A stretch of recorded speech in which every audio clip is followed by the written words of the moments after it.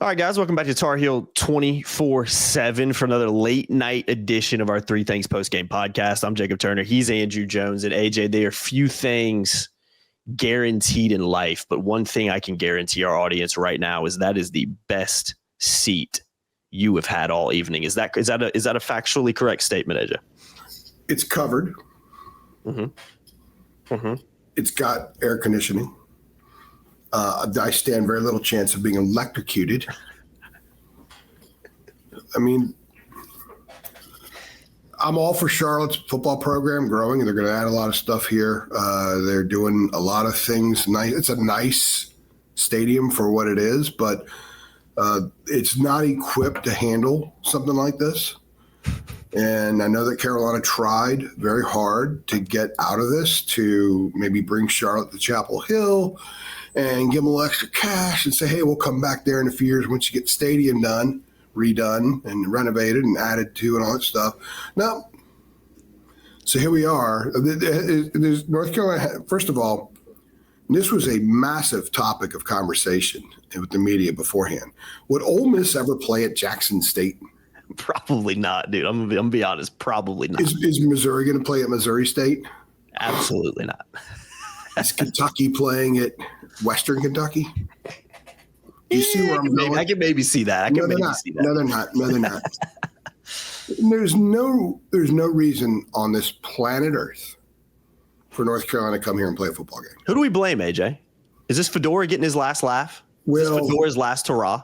That was a period where they said, let's go schedule games for recruiting purposes. Get a game in Charlotte. Some kids will show up. They had a series, I guess, with Liberty that was canceled. But in the last 8 years, I've covered a game at Old Dominion when they were transitioning. And we're getting into the game here in a second, but this is part of it, in my opinion. I got to let you vent for a second. They had the old artificial turf, like from the 90s, right?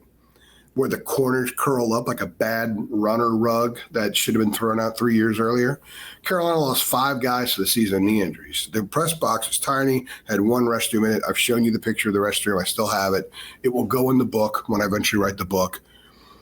The restroom at Old Dominion's press conference. It was a disaster stadium, a disaster crowd. No business for Carolina to go there.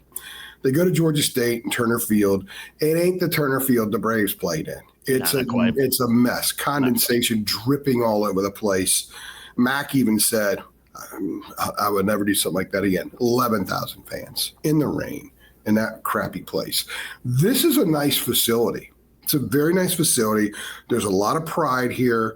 They're going to spend like $100 million to upgrade it and everything. But even then, Carolina shouldn't come back. There's no point in it. It was terrible amenities for media. We were like soaked in rain. We were outside. They had a little tent, didn't work. R.L. Bynum from Tar Heel Tribune, I thought he was going to electrocute himself trying to plug in, and you're getting doused. I mean, the outlets were covered in rain. The fact that he decided that was a good time to plug in his laptop is the best part about the story. I look like I've been on a bender for 5 days right now because of what this did to me. That's why I wore dry fit tonight. So this is all part of the story because we're laying a foundation here, guys. Mm-hmm. Bill Belichick's first win was in a stadium where they cheered announcing the biggest crowd ever, 19,233. I think it personifies where UNC football kind of is right now in the early stages of Bill Belichick, and the fact that he got his win here.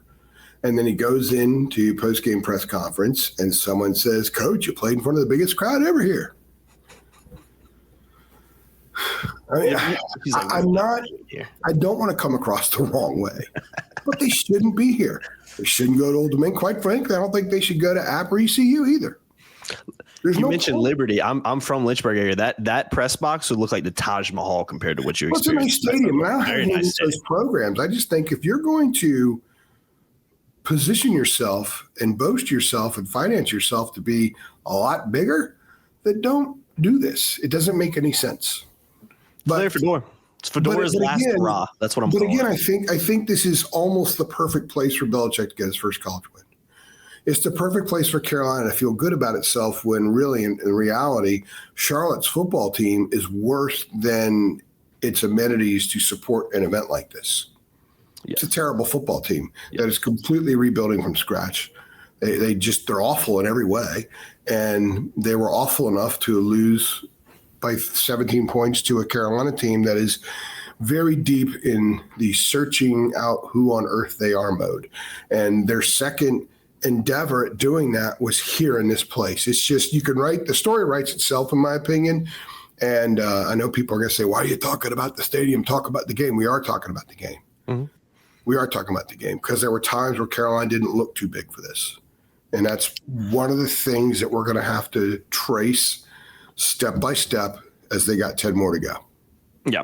Yeah. No, that's a perfect segue into talking about what we actually watched on the field today. Carolina getting a 20-3 victory over Charlotte. My keyword at halftime, I watched the game with my dad today, was, and I tweeted it out, was unimpressed. Felt the same way when the game ended, and we'll talk a little bit about why. But let's talk about some positives real quick. Carolina started the game fast again, scored on the opening drive. Carolina is, I think Rod Baxley tweeted out, who was on our show a couple weeks ago, like Carolina is like a national title contender on first drives. Like defense goes 3 and out, it forces a 3 and out every time. Offense scores in like 3 plays every time.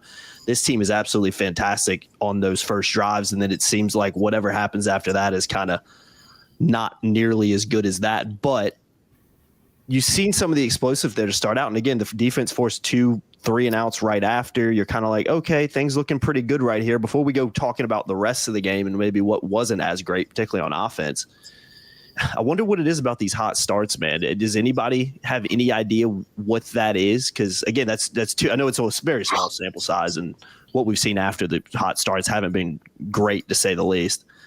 But we got to give credit where it's due. I mean, Carolina started the game well again, and then, like I said, it all kind of went back to the median maybe after that. Well, it's knowing the plan and having confidence in the plan. When Phil Longo was the OC, they scored on their first drive a lot. Mm-hmm. Touchdowns. I think they had like 8 straight games at one point. And he was asked why, and he said, look, you know the plan, you have supreme confidence. You're never going to have more confidence in a plan, in a series, than what you script to start the game. Because you're scripting all the little parts you think you can hit. You can take advantage of, you can exploit. So they do that, but then the opposition makes adjustments and there's no plan for the adjustments a lot of the time, or you have to kind of feel it out. And I think that's what has been the case. One thing we saw was Gio throw the ball downfield, the touchdown pass to Chris Culliver, and we do not know the extent of his injury. I got my binoculars on and I could actually see that. I had to use the binoculars to read the scoreboard, by the way. Because it's really the video board wasn't really. I used to make jokes about Castle Coliseum at Virginia Tech, like they just put TVs up on the wall in the arena. It was a big television set. It was like one of those big TVs that were like this thick when you look at them from the side from back in the day. So I honestly had to use my binoculars to see what down it was and see where the ball was, like because we couldn't see. We're in the corner and stuff is wild. So tonight will be in the book. Trust me. Yeah. Copious notes. So he threw the ball downfield. I think it was 52 yards, I believe, that we didn't have an announcer in the press. There was no press box. So we don't really know. I guess we have to look at the stats and stuff. You didn't have Wi-Fi. It was a nice throw. Let me just say that. You didn't have Wi-Fi. Let me just say that. No, I didn't have Wi-Fi. That's why I couldn't tweet. I had nothing. Just want to let people know that. I had no Wi-Fi. Like I didn't. We had to get Riken to text screenshots of stats so I can. But my phone, I couldn't even text you guys. Noah had to text you because Noah at least was able to use the hotspot on his phone a little bit. I couldn't even use mine. So a lot of times, like I had no idea what the stats are. I'm charting every play and I'm trying to add it up as I go along, but it's never perfect, especially when you can't see the other side of the field. So I'm being facetious, but I think you understand what I'm saying. But what I do like about that is Chris Culliver, I think, is someone that when healthy can get over the top of the defense. I'm not so sure that Jordan Shipp is that guy on a regular basis. I think what we saw tonight, and I think another step forward in learning, gaining an identity about what you got. I think Jordan Shipp can be a phenomenal possession receiver. Mm-hmm. A really good. He kind of reminds me, I'm going old school here for some of the older guys. He reminds me a little bit of Corey Holiday. Back when he played Carolina in the 90s, there's a lot of similarities, and he's a big target over the middle. And he caught 2 passes on third downs to get first downs, and they kind of spread wide. He just came across over the middle, dragged a little bit. Gio hit him with the pass. He's inside the defender. The defenders can't stop him because he's big, he's strong.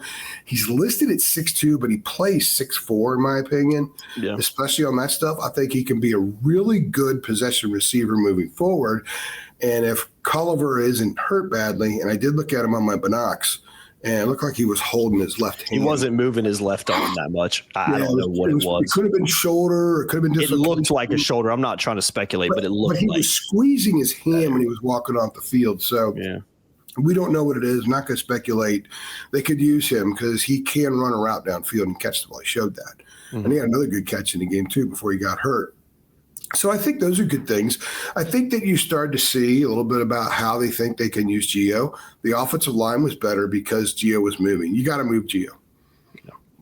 I wrote in one of the training camp reports that Gio throws the ball well, kind of rolling a little bit. You can see better. He throws across pretty well. We saw that a couple times tonight. And he also is actually pretty good at taking off and running when it's time. He's not one of those guys that just starts to roll a little bit and says, screw it, I'm running. He's not one of those guys. There's a lot of patience there with him. And I thought he showed some of that tonight. So if this is a bigger picture team right now, you cannot take one game and say, okay, this is who they are. You've got to find the increments that they add and improve. And on offense, there was a lot of identity searching going on tonight, man. They played 5 running backs in the first 5 possessions. DeBon June, they didn't have his right number on the flip card. They have a number 12 in the flip card. He was the best running back tonight, too. He was the best running back tonight. And I think they don't know what they got, man. For all the talk about how great Caleb Hood is and all that kind of stuff, I think Caleb Hood is what he is. He's a solid player. He's a nice player. He's good to have in the room. I was surprised that Davion Goss was the 4th back. Charleston French got in the game before he did. I know. I like that they were throwing to the backs. Before Culliver's touchdown, the first pass was 12 yards to Benjamin Hall. Then it was 11 yards to Caleb Hood. Charleston French caught a pass. I'm not sure if June got one or not, but I like throwing to the backs out of the backfield. But this team has got to do a better job blocking on the perimeter, Jacob. Mm-hmm. They try to play. They don't play vertically. They play wide. And if you're going to do that, you've got to block. They put multiple tight ends. They took running backs off, put second tight end out there to block on the edge, and their tight ends really struggled blocking wide tonight. So I think more than they got to win, that's all great. This is the stuff that I want to look at. And we'll see how much it changes. We'll see what they throw out. Let's see what they add. But you got a little bit more of an answer on Gio. And also Gio is like significantly further ahead of Max than people think. They put way too much stock into what Max did last week. We knew a week and a half into fall camp that Gio was a quarterback, and we had to slow play it some. So it was no surprise. We did a podcast 6 days before it was announced that he was starting quarterback because we knew, and we were told all along that he is significantly further ahead of Max. Way, way ahead of Max. So there was a time tonight when, maybe you put Max in there, see if he can get things going, because they didn't move the ball much. No. He had 303 yards. After those first 2 possessions, their last 9 possessions, 6 of them, they didn't even get a first down. Mm-hmm. That's bad, especially against this club they played. So if there really was not that much distance, not that much separation between the two, and Max would have gotten a shot. He didn't. This is Gio's offense. They're going to try to do it with Gio. Max will play if Gio gets hurt, but this is Gio's offense. So we learned that tonight too. That was very obvious tonight. So a lot more questions and answers, but I think a couple of answers about some of the direction, about what they would like to get better at. And I kept telling people early on they were going to rotate offensive linemen. People said, no, they're not going to, but they were rotating in series.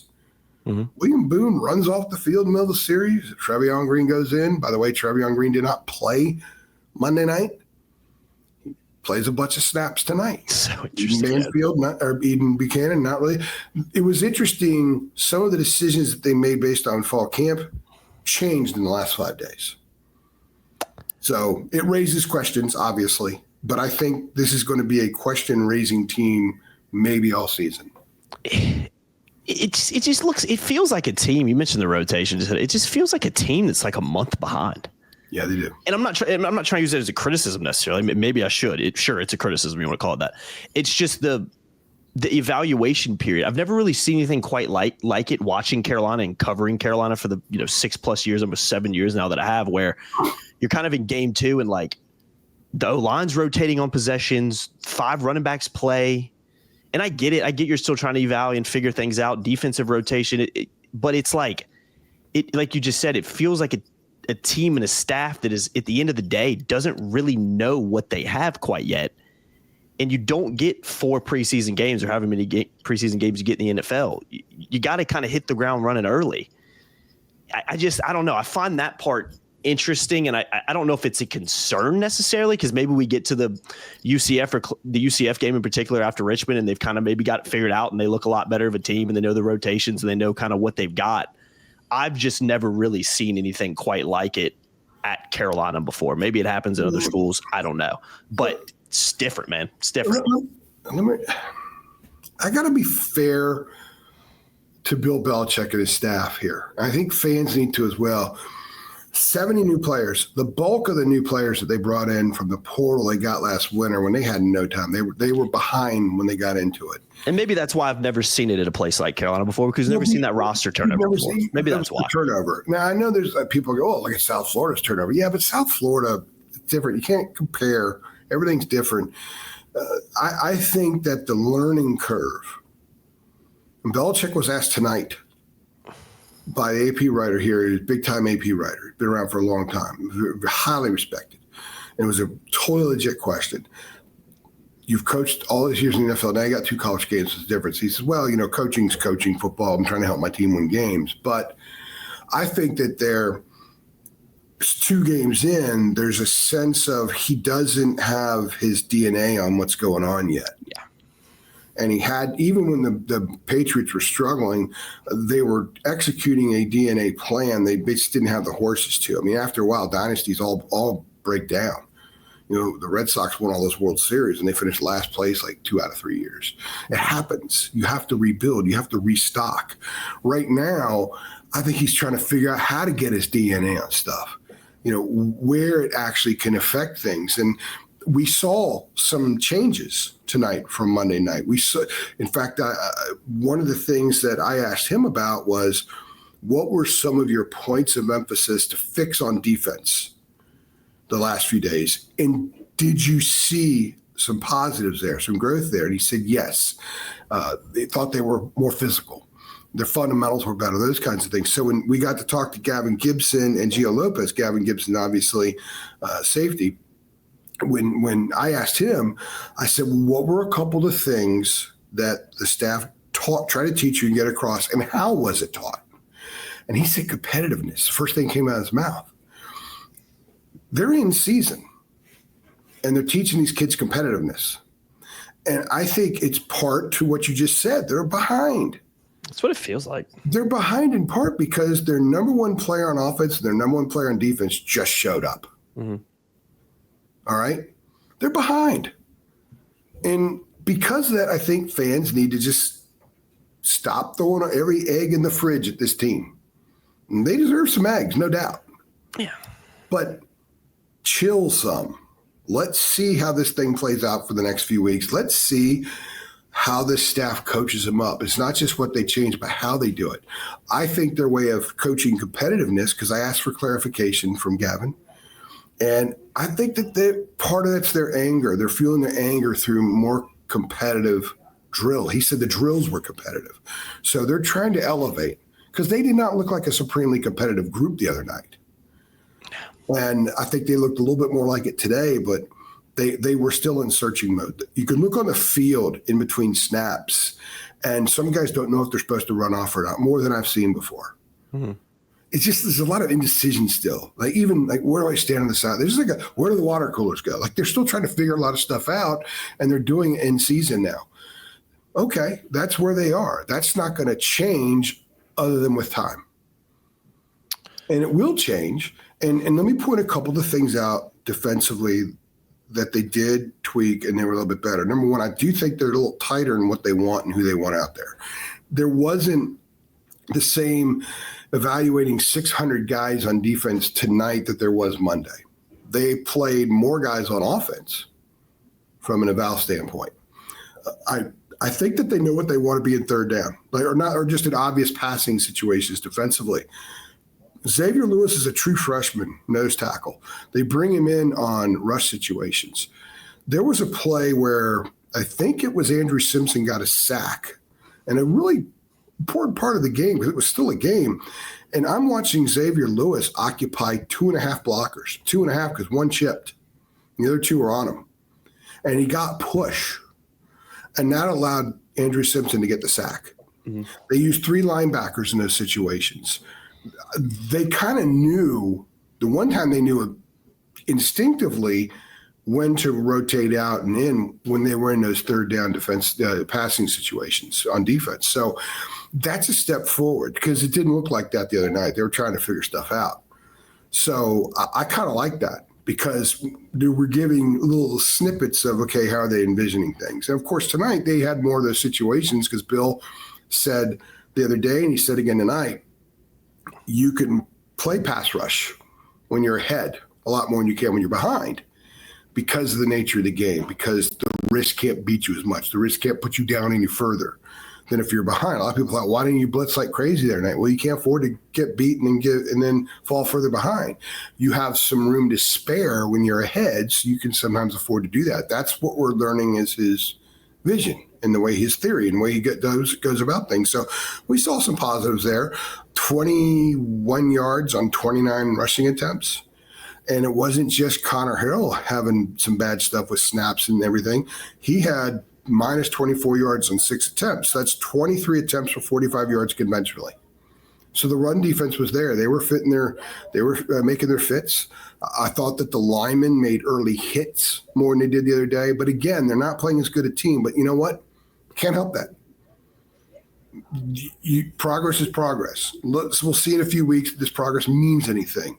But from Monday to today, we saw that progress. So I think that there were enough things that they're going to sit down tomorrow. The staff's going to go everything. They'll say, okay, all right, guys, we proved by about 12 to 14% overall.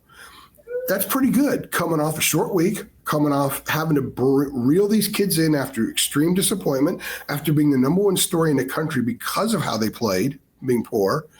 And now they get a week where they be normal. No one's going to talk about it now. Now they get a week, come in, have a normal Sunday practice, have a Monday off, and go through the whole week and get ready for Richmond and treat them with respect because it's about getting better and about taking an opponent seriously and doing all things the right way like in the NFL. Every opponent's great in the NFL, right?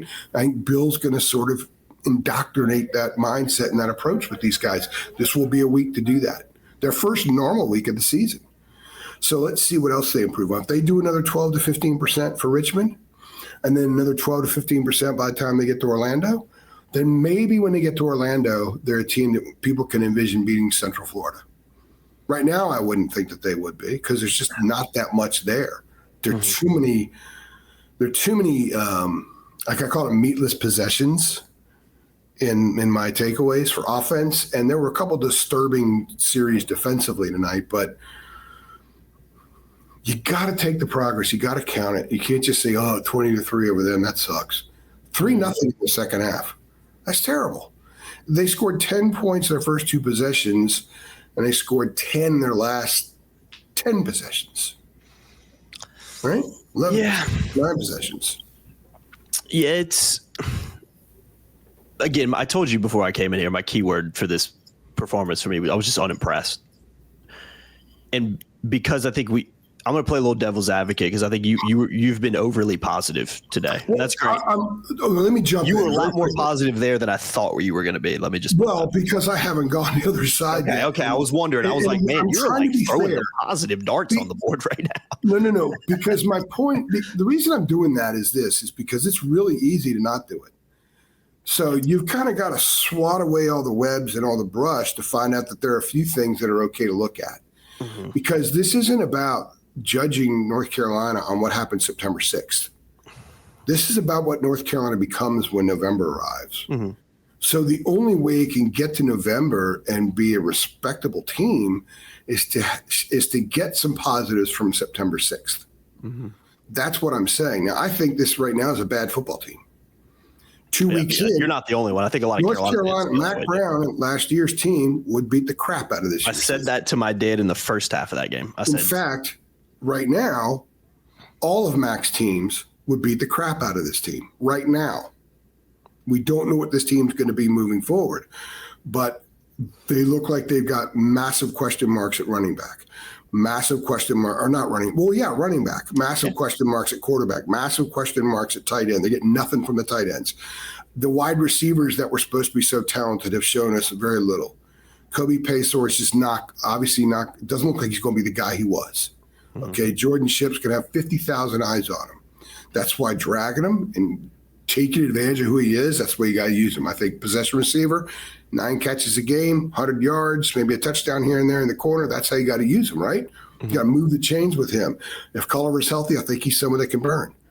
We haven't seen anything from Alex Taylor. We got Alex Taylor a few weeks ago in interviews, so I'm kind of waiting for that. Offensive line hasn't figured things out. They get Austin Blasky back, maybe they will. Should Defensively, help. One sack in 120 minutes of football, AJ. Yeah, they got 2 turnovers. One was, today it was late. And who are the really good players on defense right now? I think Andrew Simpson's really good. I think Thad Dixon's absolutely stud because nobody even throws in his direction. Thad Dixon is awesome. I think Will Hardy's playing good football. Yeah, I agree. I think Andrew Simpson's done some nice things. They let Bo Atkinson go, and I was told because they thought they could get production. Now, they still don't have Price Yates, but they brought in 3 defensive ends that they thought would be able to play a lot of football. One of them's hurt. One of them from Delaware is out there playing, and the one from Penn State, I don't really know what to make of that. He looks the part. Looks it. But the production hasn't been there. Production isn't there. So who else? I think Isaiah Johnson sometimes looks like he's a guy that can give them good snaps.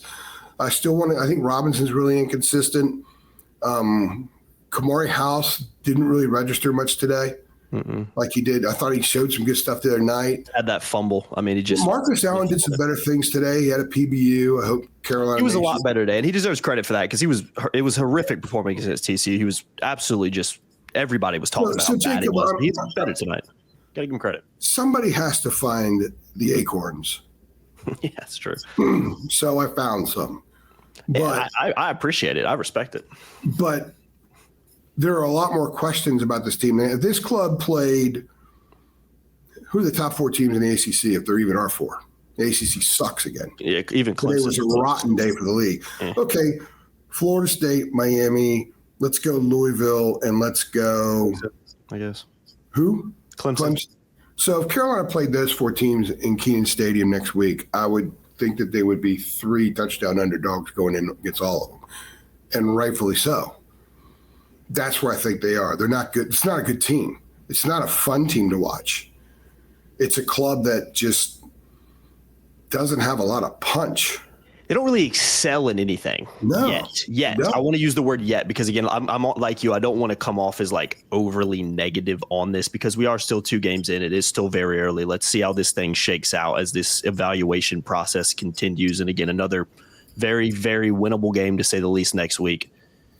But based on what we've seen right now, it is not a very good football team. Real quickly, let me read a few things off. And very quickly before you go on, they're so much worse than I expected through 2 games. Yeah. And I didn't have super high expectations. I didn't pencil this one as 62-10. No. I didn't look at 20-3. I expected a little higher than that, but I'm talking before the season. Yeah. I mean, last week is going to adjust what everybody thought, right? I never thought of it that way for this.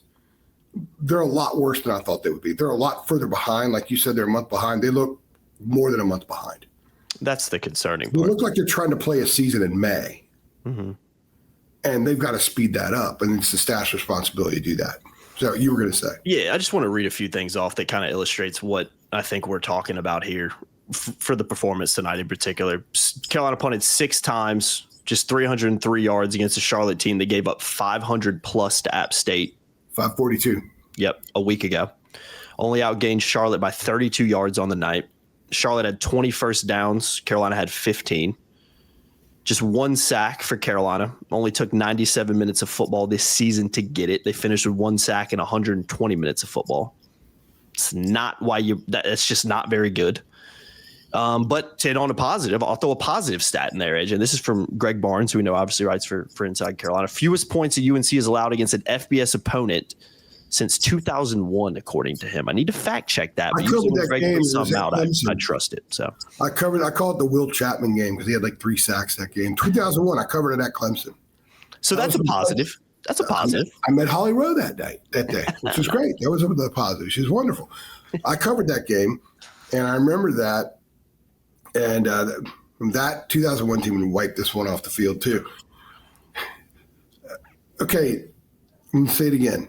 First 2 possessions, 109 yards, 10 points. The last 9 possessions, 6 times they failed to get a first down. Their yardage on the other 3, 80, which was the end of the first half when they scored, 40 and 34. This is a really bad offensive football team. I think that they were better in every conceivable way a year ago. They were better at quarterback last year based on what we saw through 12 games versus what we see now. So, and last year's quarterback for a while was on the field tonight. And Connor Harrell's a wonderful guy, but he didn't have much to help him out tonight. But no. What we saw from Jacoby Criswell last year is better than what we've seen so far. But what's not fair about that is because they're trying to do something very different here, and they're trying to build around some stuff. You know what I mean? Yeah, you kind of have to I'm stuck in this weird place between you bring the amount of investment and who is at the helm of this program right now being like, we have to judge them differently. This is not a building project that maybe in 4 years they'll be good. You bring in Bill Belichick to win now with the amount of investment coming in, but I'm also, like you've said, I'm also on the other side battling with the fact that 70 new players, completely new revamped roster. This staff is still trying to figure it out. But then on the other side, AJ, I go look at Indiana last year, and we talked about Indiana preseason, a program that has been a train wreck for a long time. 54 newcomers came in for them last year. They had but they brought a coach who took fewest returners in NCAA football, AJ. Like, this wasn't this new staff. Like, you know what I'm saying? I'm not trying to compare but they took a college staff from a really good college program. He brought 13 players with him. A lot of them are starters. They had an identity the minute they arrived because there was at least an understanding. Okay, here's how you do it. This is what it's all about. You got people now that you guys are trying to read the rule book. I was told that it took a while before they even read the NCAA books. They're way behind. So I'm going to adjust something now as we're recording this, and we're almost done. Oh God! Thankfully, I said that you don't really rebuild. You cannot put the investment in that they are. You got to win now. You got to get bang for your buck now. I'm changing the tune because you cannot expect what I think. Typically on the surface, if you're a businessman, you say, okay, we're going to invest this and all these new things into this. We need to see a pretty immediate return, or at least the signs of it. I think this is very different now. I think you just kind of have to sit back and say, okay, let's see what they do. Let's see how they learn. That's why I gave the 12 to 14, 12 to 15% thing. Mm-hmm. They're going to have to do that. Maybe some weeks it's 3%. Maybe some weeks it's not at all. But it gives them intel to maybe improve the next week. Mm-hmm. I've adjusted it because the 2 weeks in, this is the worst Carolina football team I've seen since 2018. Oh, yeah. Yeah. I think 2018 could score. This team can't score. 2018 had Nathan Elliott. People like to make Nathan Elliott jokes. Excuse me, which I don't because I like Nathan, number one. Number two, Larry Fedora's staff. I know what in 9 games Nathan Elliott started in 2018, he had 3 300-yard passing games. Yeah, it's pretty amazing. I don't see 300-yard passing game come from this outfit anytime soon. He barely had 300 yards of total offense today, AJ. Yeah. So I'm adjusting. Let's just see what they do. I think the interesting, maybe the fun thing is just to sit back and let's see what they do. Let's see what the increments are each week. And that's how we're going to sort of cover them right now because they're not going to contend for anything unless maybe the league is so bad that this team could contend. Maybe they'll improve enough that they can.